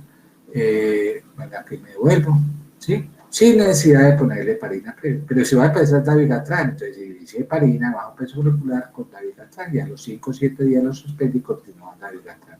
En forma que prolongada puede ser. ¿Por cuánto tiempo promedio? 3 meses después hablamos. ¿Sí? Bueno, hay estudios que respaldan el uso de estos anticoagulantes, ¿sí? En la enfermedad tromboembólica en fase aguda, la respuesta es sí. Miren que sí tienen, todos tienen sus estudios. Miren aquí dabigatran, rivaroxaban, apixaban, edoxaban, que es el más reciente, con un estudio que es un estudio japonés de 2018, Fukusai, ¿sí? Etc. ¿Qué fue lo que demostraron? Bueno, que evitan la recurrencia y la enfermedad pulmonar, el embolismo pulmonar fetal, que reducen mortalidad, ¿sí? Con mínimo riesgo de sangrado, ¿sí? Con riesgo de sangrado, resumamos, ¿sí? Entonces, para cada uno de ellos, observen, ¿sí? Que cuando lo comparamos con enoxaparina o warfarina, que fue el comparador de esto, encontró que ellos tenían una tendencia a ser mejores que estos, pero realmente no hubo diferencia alguna, ¿sí? Porque todos pasaron el HR por encima de uno. Bueno, entonces son tan efectivos como la enoxaparina, la warfarina, en prevenir el tromboembolismo recurrente o la muerte relacionada con este tromboembolismo, ¿sí? O sea, no hubo inferioridad en eficacia cuando se comparó con esto. ¿Dónde estuvo la diferencia? Acá, en que hubo menos riesgo de sangrado. Sobre todo el caso del estudio Amplify, que fue con el apixaban, ¿sí? Que se realizó con apixaban. Ven ustedes que redujo el riesgo de sangrado comparado con enoxaparina hasta casi un 70%. ¿Sí? Fue muy significativo, ¿sí? Muy significativo para estos dos, tanto para el apixaban como para el edoxaban, muy significativo, ¿sí? Entonces ahí estuvo la diferencia, ¿sí? De la diferencia que no hubo inferioridad, pero la característica es que no hubo inferioridad en eficacia cuando se comparó con warfarina o enoxaparina, que sería una heparina de bajo peso molecular. Tampoco inferioridad en seguridad, pero de hecho resulta que la apixaban hubo menos riesgo de aquí de sangrado mayor, tanto el apixaban como el edoxaban, sobre todo el apixaban, la reducción cercana al 70%. Uno de los problemas que hubo con el dabigatran fue que hubo un riesgo de hemorragia gastrointestinal, sobre todo cuando se usó dosis de 150 miligramos 2 veces al día, ¿sí? Pero en eso estribó la gran diferencia con estos medicamentos, ¿sí? Bueno, eso en la fase aguda. Ahora, en la fase crónica, o sea, cuando ya usted maneja al paciente y lo que busca es evitar que el paciente me haga recurrencia, o sea, voy a hacer prevención secundaria de recurrencia. La pregunta es, ¿por cuánto tiempo continuó ese anticoagulante? En este caso, la enfermedad tromboembólica, no estamos hablando de la FA, ¿sí? Entonces, en esos pacientes, el tratamiento debe ser a largo plazo, ¿sí? ¿Y por cuánto tiempo ese paciente? Generalmente esos pacientes requieren 3 a 6 meses promedio, ¿sí? ¿Cuáles anticoagulantes? Todos en general se han utilizado y se han recomendado en tratamiento prolongado, ¿sí? Unos recomiendan bajar dosis más que otras, pero todos en general se recomiendan. Y hay evidencia, sí, miren, evidencia. Para todos ellos, dabigatran, rivaroxaban, apixaban, y por había otro más reciente, el edoxaban, pero en general estos tres son los que. ¿Y qué me está diciendo a largo plazo? Miren, que evitan la recurrencia en la enfermedad pulmonar de una manera muy significativa. Es decir, lo comparo, por ejemplo, contra placebo, que fue el comparador importante de estos medicamentos, y se comparó con placebo. Miren ustedes, en términos generales, reduce el riesgo de tromboembolismo recurrente o muerte relacionada a esta enfermedad tromboembólica hasta en un 84% en general. ¿Sí? Muy significativo. Y fuera de eso también, el problema fue que, lógico, comparando con placebo, pues el riesgo-beneficio, y es que aumenta el riesgo de sangrado hasta en un 87%. Sí, son buenos, pero puede prolongar el riesgo de sangrado. Entonces, ¿qué dicen las guías recientes del 2019? Que se recomienda anticoagulación a largo plazo, por lo menos 3 meses, para todos los pacientes con tromboembolismo. Quiere decir que yo lo inicio, doctor, ¿en cuánto tiempo me voy a recibir? Promedio 3 meses. Y la pregunta es, ¿cuánto tiempo se puede prolongar? Que es lo que dice aquí. Dice que si se decide prolongar la anticoagulación oral en paciente que no tenga cáncer, ¿sí? Se puede prolongar hasta 6 meses en promedio, ¿sí?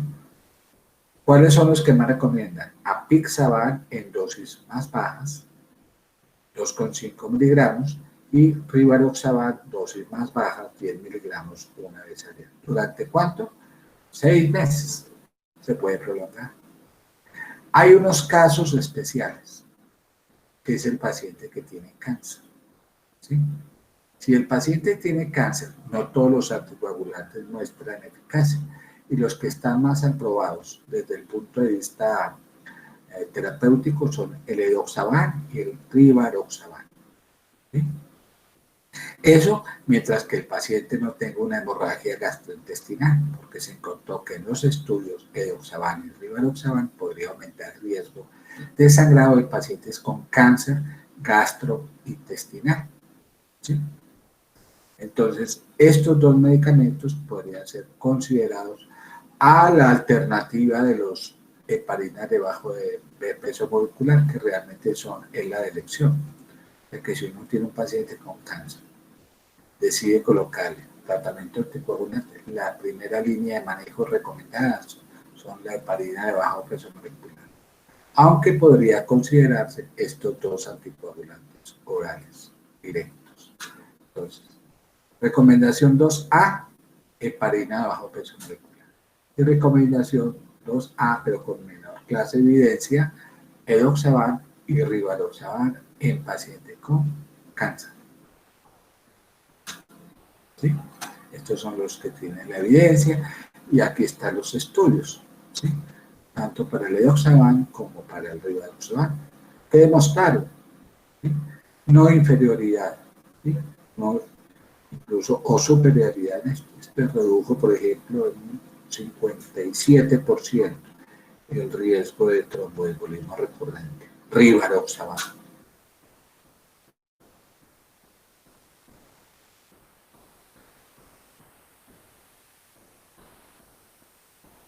Bueno, la otra indicación de ellos sería en pacientes que tengan prevención de ACV y embolia sistémica en pacientes adultos. Voy a dejar el tema de de estos medicamentos de prevención secundaria del síndrome coronario para la próxima clase. Entonces hoy terminamos hasta aquí hoy. ¿Qué indicaciones tienen los anticoagulantes en FA? ¿Sí? Bueno, siguiendo las guías, ¿sí? Entonces no olviden que pues, los objetivos prevengan tromboembolismo, ¿sí? Y entonces se pregunta, bueno, ¿tendrá lugar estos anticoagulantes directos? Un papel importante previo a una cardioversión farmacológica o eléctrica, ¿sí? Porque veíamos anteriormente que el riesgo de la cardioversión más importante es ¿cuál? ¿Cuál es el riesgo de una cardioversión?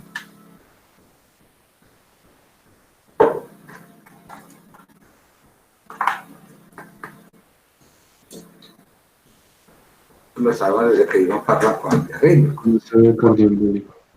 Ah, Un ACV que se ve con una cardiológica. o sea, el embolismo, ¿cierto? El cardioembolismo. Ese es el riesgo. Entonces, ¿lo podemos prevenir? Claro. Entonces, recuerden que la cardioversión eléctrica es una estrategia que requiere profilaxis, ya sea eléctrica o farmacológica. Requiere profilaxis de embolismo sistémico. ¿Con qué? Pues con anticoagulantes, ¿sí? Entonces, si yo decido hacer una cardioversión, debo decir cuál anticoagulante actúa rápido y cuál de esos podría actuar rápido. ¿Warfarina? No, es muy buena. ¿Cuánto tardaría la warfarina en tener su efecto anticoagulante? Mínimo, de 72 a 96 horas. O sea, de 3 a 4, como mínimo, para tener un efecto anticoagulante. O sea, que no inicia rápidamente. En cambio, las heparinas, como heparina no fraccionada, heparina no y los anticoagulantes orales tienen un inicio de acción rápido. ¿Sí? ¿Cuál es el inicio de acción del dabigatran? 0,52 horas. Eso. Y los otros, los medios, de 1, 2, hasta 4 horas. O sea que inician rápidamente su acción anticoagulante. ¿Sí? Entonces, si yo voy a hacer una cardioversión para una FA, ¿sí? No olviden eso. Entonces, voy a hacer cardioversión eléctrica porque el paciente está hemodinámicamente inestable. ¿Le puedo dar un anticoagulante? Previo a ello. Ah, claro que sí. Claro. No, el paciente está hemodinámicamente estable, ¿sí? Y tiene menos de 48 horas. ¿Le puedo hacer cardioversión eléctrica o cardiofunción farmacológica? Claro que sí, ¿sí? Lo mismo, ¿sí? O incluso si su inicio de FA es mayor de 48 horas, ¿sí? Bueno, entonces, ¿qué es lo que debo hacer? Volvamos aquí a lo que ya habíamos hablado. Tienen estabilidad hemodinámica, hay que hacer cardioversión urgente, ¿de acuerdo o no? Sí, doctor. Sí, señor. ¿Se puede agregar un anticoagulante oral previo a la cardioversión eléctrica urgente? Claro, yo puedo usar un anticoagulante de acción rápida. ¿Cuál? Heparina no fraccionada, heparina bajo poder solar o anticoagulante oral directo. ¿Sí? Vean acá. Entonces, si yo tengo un paciente, como muestra aquí la guía, evalúo el anticoagulante cuanto antes. Y una vez hecho la cardioversión, paso 3. Paso 3 es que ya continúa el anticoagulante después de que he hecho la cardioversión. ¿Sí? Y esa cardioversión lo haría a corto o a largo plazo, ¿sí? Dependiendo del riesgo de ACV, ¿sí?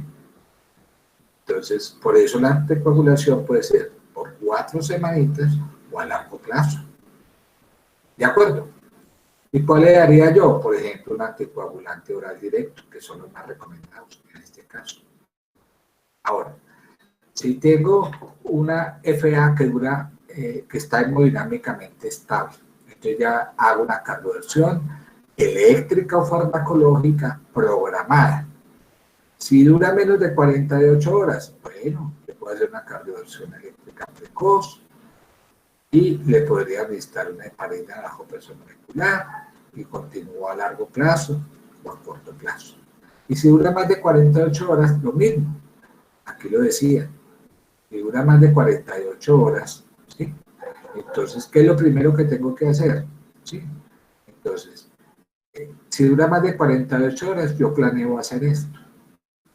Pero previo a ello, mire, durante 3 semanas evalúo el paciente y previo a ello le hago un ecocardiograma para descartar que tenga, por ejemplo, trombos intramurales, por ejemplo, un trombo a nivel de la auriculilla izquierda. Y entonces aquí me recomiendan hacer anticoagulante oral durante 3 semanas y luego hacer la cardioversión si dura más de 40 horas. Por eso aquí dice anticoagulo, espero, anticoagulo y ya luego hago la cardioversión efectiva. Ya le hice la cardioversión. Doctor, Sí. y si digamos cuando se le hace el ecocardiograma para mirar si hay trombos por la fibrilación auricular y no tiene, igual toca darle tratamiento anticoagulante. Sí, es prudente, ¿sí? Sobre todo en este tipo de pacientes candidatos que tengan una EPA mayor de 48 y tengan un CHA-2-VASc, ¿sí? Elevadito, ¿sí? ¿Ok? O que tenga, por ejemplo, una prótesis valvular mecánica, había que colocarle, si tiene un riesgo de embolia sistémica alta, si no tenga un trombo intramural, hay que darles anticoagulante durante 3 semanas, ¿sí? Porque el riesgo cardioembólico es alto, ¿sí? Por eso evaluamos el riesgo de embolía con el score CHA-2-VASc. Si ese CHA-2-VASc está elevadito, ¿sí? Ahí le coloco anticoagulante. O sea, ¿juega un papel importante? Sí. Eso lo hacemos en conjunto con el cardiólogo. O sea, siempre evaluamos CHA-2-VASc, evaluamos esto, con riesgo de hemorragia. Y establecemos, ¿sí? Ahora, ese es el paciente que se va para cardioversión, ¿sí? El otro sería el paciente ya a largo plazo para prevenir la ACV. Entonces, en esos pacientes hay unas guías que son estas, y ya lo habíamos comentado, ¿sí? ¿Cuándo inicio anticoagulante oral? Cuando el riesgo está elevado, ¿sí? ¿Cuándo el riesgo está elevado? Cuando ese CHA-2-VASc, por ejemplo, es un CHA-2-VASc mayor de 2 en hombres, ¿sí? O mayor de 1 en hombres, mayor de 2 en mujeres, donde se podría considerar, o si se podría dar, se recomienda darlo en pacientes con CHA-2-VASc mayor de 2, preferiblemente ¿cuál? Anticoagulante oral directo, preferible a antivitamina K. Y lo dicen las guías acá, claramente. Si ese paciente no tiene válvula mecánica, protésica, no tiene estenosis mitral, no lo tiene, ¿sí? Y tiene un CHA-2-VASc mayor de 1 en hombres, mayor de 2 mujeres, evaluamos el riesgo hemorrágico y definimos si se va a colocar o no anticoagulante. ¿Cuándo sí definitivamente anticoagulante? Cuando ese CHA-2-VASc es mayor de 2 en hombres o mayor o igual a 3 en mujeres, siempre. O considerarlo si ese CHA-2-VASc es de 1 en hombres o 2 en mujeres. Considerarlo, recomendación 2A, esta sería recomendación 1. Y continuamos después el paso 3, que se podría dar a largo plazo. Ese era el resumen, ¿sí? Entonces, siempre, si yo tengo un CHA-2-VASc mayor de 1 en hombres, de 2 mujeres en mujeres, establezco riesgo de sangrado, valoro frecuentemente el riesgo y miro si es mayor de 2 en hombres, mayor de 3 mujeres, dale anticoagulante oral directo, a no ser que esté contraindicado. O considerar el uso de estos anticoagulantes cuando el CHA-2-VASc es 1 en hombres, 2 en mujeres.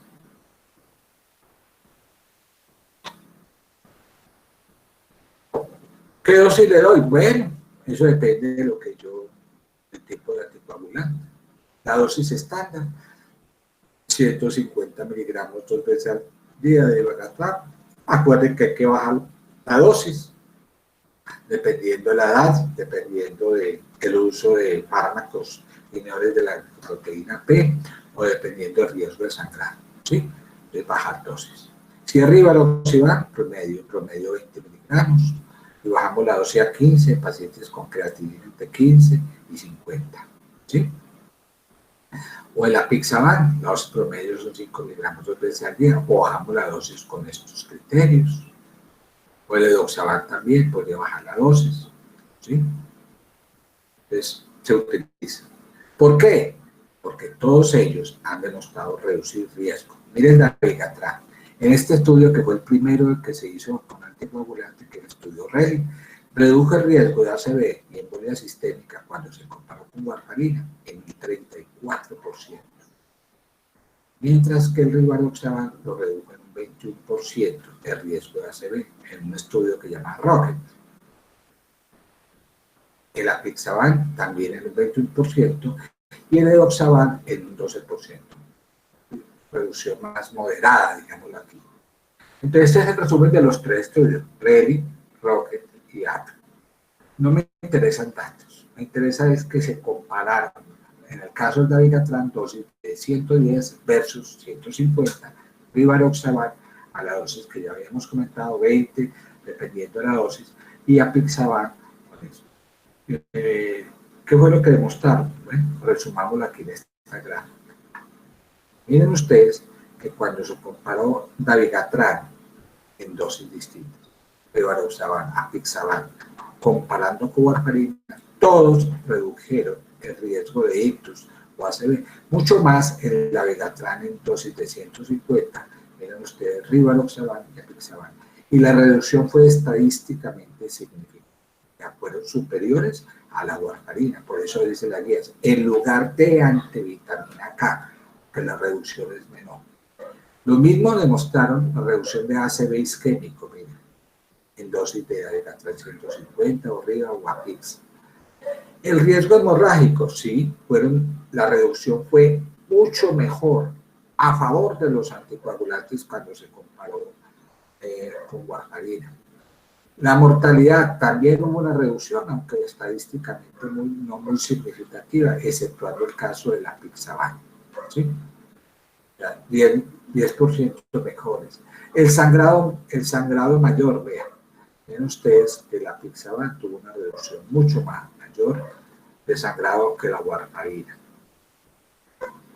Eso es sangrado, mortalidad, todos los parámetros que ustedes pueden imaginarse, mortalidad, sangrado mayor. Bueno, esta es otra cosa interesante.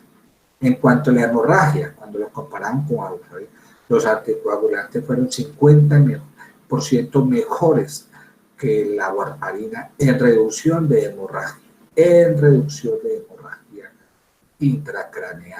intracraneal, que fue el elemento central de la seguridad de los anticoagulantes orales. Menor riesgo de hemorragia frente a warfarina. También miramos la hemorragia gastrointestinal, ¿sí? Hubo mayor riesgo de hemorragia gastrointestinal, sobre todo con Dabigatran y rivaroxaban, ¿sí? Que aumentó el riesgo casi el 50%, ¿sí? De manera que cuando comparo anticoagulantes orales directos versus antivitamina K en pacientes con FA, encuentro que ellos tienen mejor reducción de ictus y embolía sistémica, una reducción que se acerca al 20%, con una reducción muy marcada, que es el elemento central de esto, cercana al 50% en riesgo de hemorragia intracerebral y una reducción cercana al 15% en la reducción de hemorragia, ¿sí? Sin embargo, aumentaron el riesgo de incremento de hemorragia gastrointestinal, ¿sí? Entonces, si miramos riesgo balance, pues los anticoagulantes orales son preferibles a los antivitamina K en el manejo a largo plazo de los pacientes con FA, ¿sí? Bueno, aquí no me voy a poner con detalles. Acuérdense algunas particularidades de ajustar dosis de acuerdo al peso de estos. ¿Sí? Bueno, ¿cuáles pacientes no estarían indicados para recibir anticoagulante oral? Ya lo decíamos, pacientes con prótesis mecánicas, con estenosis mitral severa, con insuficiencia renal severa, con ictus reciente, con pesos extremos, pero estas 4 que ya había nombrado. ¿Sí? Recuerden que si tengo una depuración menor de 15, la primera opción sería antivitamina A. ¿Sí? Entonces, habíamos establecido la seguridad de la warfarina en algunos casos. Pues miren ustedes, si tengo depuración entre 15 y 50, yo podría dar rivaroxaban y apixaban. En hemorragia digestiva reciente, cuidado con el dabigatran, aumenta el riesgo de sangrado, preferiblemente el apixaban, menor riesgo de hemorragia digestiva, ¿sí? Etcétera. Por último, entonces estaría para hablar qué papel tienen estos medicamentos en pacientes con FA y que han sufrido un evento coronario y que van a ser sometidos a PCI stent, o sea, aporta beneficio. El uso de anticoagulantes combinados con antiagregantes, ya lo habíamos comentado. En esos pacientes que son llevados a intervención coronaria precoz, stent, ¿sí? Que han sufrido un evento coronario, no olviden que en estos pacientes el riesgo trombótico está muy elevado. Entonces hay unos estudios, ¿sí? Como el caso del dabigatran, rivaroxaban, apixaban, que demostraron eficacia en estos pacientes, ¿sí? En estos pacientes. Eficacia en reducción de riesgo de trombosis, de stent, etc. Por eso las guías dicen, si ese paciente ha sufrido un evento coronario y se le va a proceder a una ICP, ¿sí? Entonces hay que sopesar el riesgo de sangrado y el riesgo isquémico. En general, estos pacientes se van para triple terapia después de que se ha colocado el stent. En la primera semana reciben terapia triple. ¿Qué es terapia triple? Un anticoagulante oral más doble terapia antibacteriana, ASA hasta ticagrelor. Continuamos la terapia triple por un mes si el riesgo isquémico está elevado o hay riesgo de trombosis de stent. Y continuamos terapia dual promedio por unos 6 meses, ¿sí? Por anticoagulante más un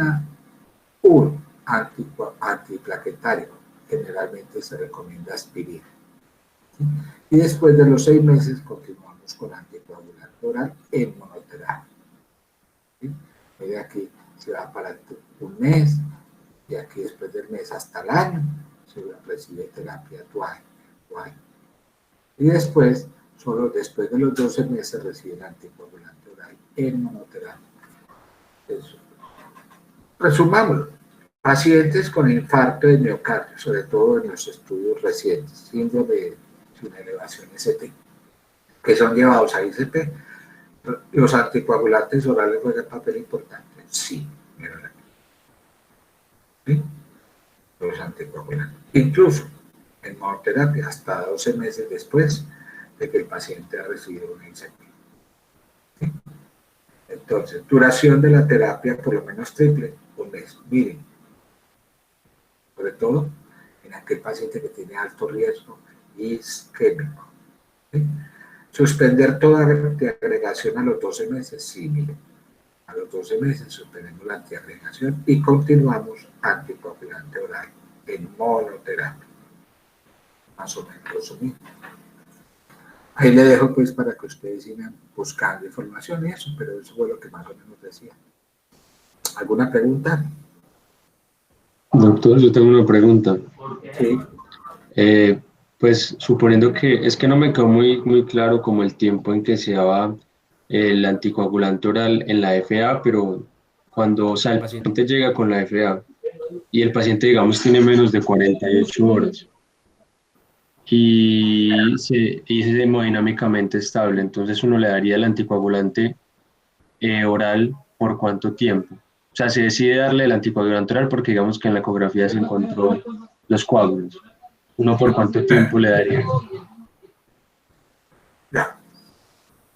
Vea, en este caso, menos de 48 horas, es lo que está preguntando aquí usted, ¿cierto? Menos de 48 horas, ¿sí? Entonces, a ese paciente se le decide hacer cardioversión, ya sea eléctrica o farmacológica. Uno puede tener dos opciones. Hacer una cardioversión temprana o esperar para hacer una cardioversión tardía. ¿Por qué esperar en cardioversión tardía? Porque se ha demostrado, como ya lo habíamos comentado cuando hablamos de fármacos antiarrítmicos, que muchos de estos pacientes tienen resolución espontánea entre a las 24 y 48 horas. Aquí se sabe que a las 48 horas el 83% de los pacientes revierte su fibrilación auricular. Entonces, muchas veces no hay que hacer a esos pacientes, se les espera. Es menor de 48 horas de solución, se le espera, se les deja en observación y espera si esos pacientes hacen cardioversión, que es la técnica o la estrategia de wait and watch, esperar y observar, ¿sí? Espere y observe. Si vemos que no hizo reversión espontánea, le podríamos hacer cardioversión eléctrica o farmacológica, ¿sí? Cualquiera de las dos. Y entonces, ¿qué hay que hacerle a esos pacientes? A estos pacientes hay que ponerles en esa observación y todo, sobre todo en esos pacientes que tienen, por ejemplo, un CHA2-VAX elevado.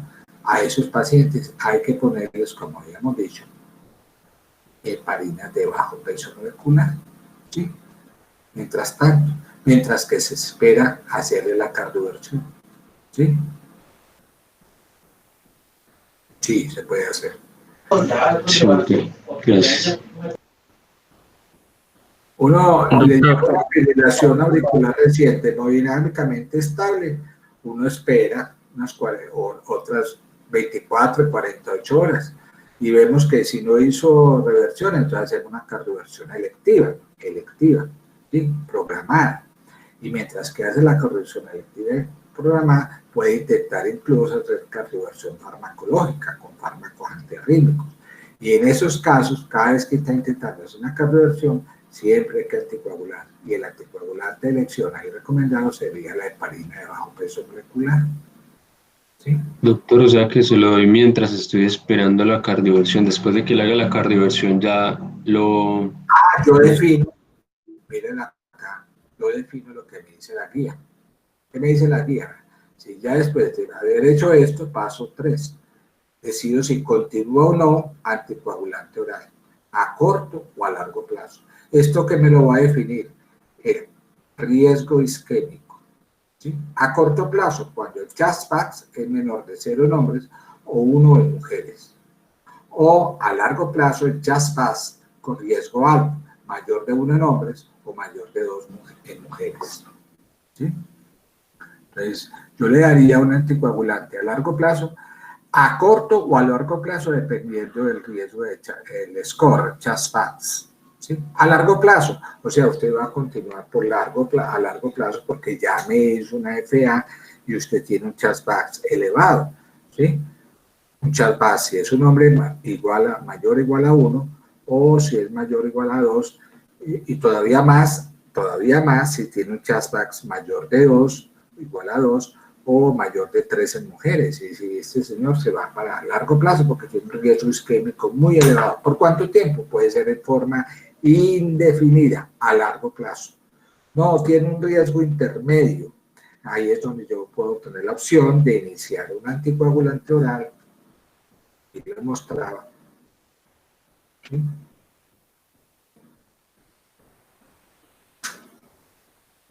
El aquí.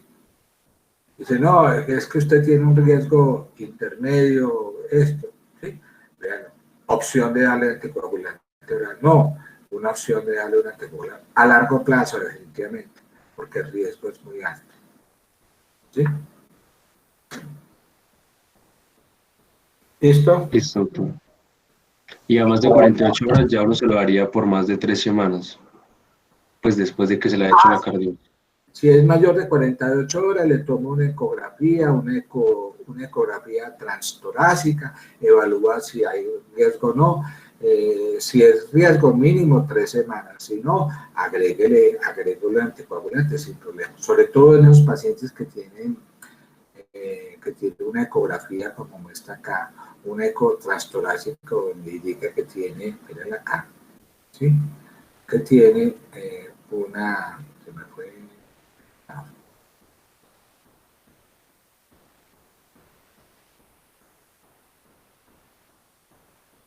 eco transtorácico, excluya la presencia de un trombo en la auriculilla izquierda, ¿sí? Y tiene eso, sí, claro. Bueno, ¿ya? Sí, doctor, muchas gracias. Bueno, entonces próxima clase continuamos y finalizamos anticoagulantes orales y el papel que tienen en los pacientes que han superado la fase aguda de un síndrome coronario agudo, o sea, el uso de anticoagulantes orales en prevención secundaria del síndrome coronario agudo. ¿Sí? Muy amables por hoy, muchas gracias. Nos vemos próxima clase para terminar. Gracias, doctor.